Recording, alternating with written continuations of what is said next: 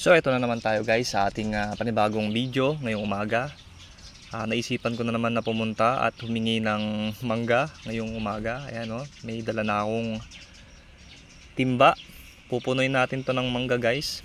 Tara, samahan nyo ako. Ayan, let's go. So ayan na dito kila uncle. Ayan na, namulot na tayo ng mangga. Ayan, ilagay na natin sa timba. Medyo napuno na agad. Ayan o, pulot lang tayo ng mangga. So ayan, papansin nyo yan o. Yun, shoot na naman. So ayan na, habang namumulot tayo, si uncle naman yan nanunungkit. Habang nanunungkit, ako naman yung tagapulot. So yun, ang sarap po, may buko pa. So ayan yung mangga. So yan na, lalakad na tayo. Ano muna natin, pulot muna tayo ng mangga. Yan, napuno na nga.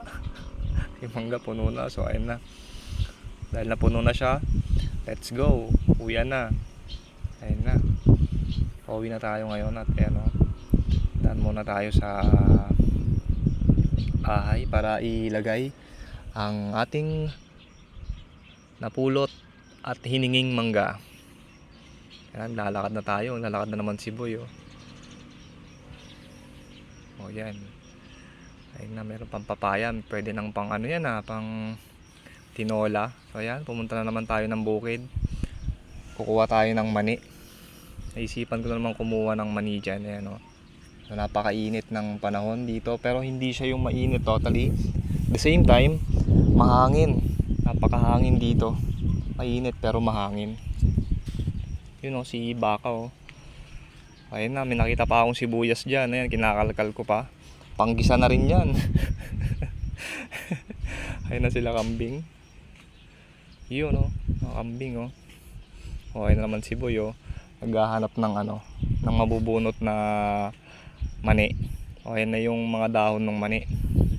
Kung mapapansin nyo yan, mani yan guys. Yan o, sarap ng bunutin yan. May mga mani na yan, may mga laman na yan. Ayan, napakaliwalas dito.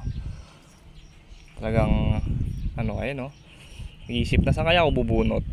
Tanong ni Boy. Ayun na, kumalkal na si Boy. Kukuha na naman siya. Yun. Congratulations, may bunga na yung mani. Napakalupit talaga. Pangalawang bunot. Tingnan natin kung may makukuha tayong mani sa pangalawang bunot natin guys.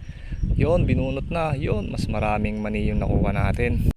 Dito nga guys, kung mapapansin nyo, itong mani na to, isang lang yan, isang buto lang yan kung tinatanim lang talaga siya. Pero tingnan nyo, kapag yung ang galing, kasi isang buto lang pero ang dami na niyang bunga, di ba? Katulad ng palay, kasi pag tinatanim din yung palay, isang lang siya. Pero namumunga ng marami, napakahusay, di ba? Oh, ayun yung mga kambing. Oh, yan, pauwi na naman tayo. So may nabunot na tayong ayun, tuwang-tuwa na naman, oh. Meron na tayong papapakin. Try natin kung gaano kasarap yung fresh na mani. Ayun na nga, pauwi na tayo. Sinubukan muna natin magduyan para magpahangin lang ng konti bago tayo umuwi. So ayun na, nagduyan muna si Boy Kolokoy bago umuwi. So ayun na nga guys, naglalakad na tayo habang hawak natin yung nabunot nating mani. Bye bye!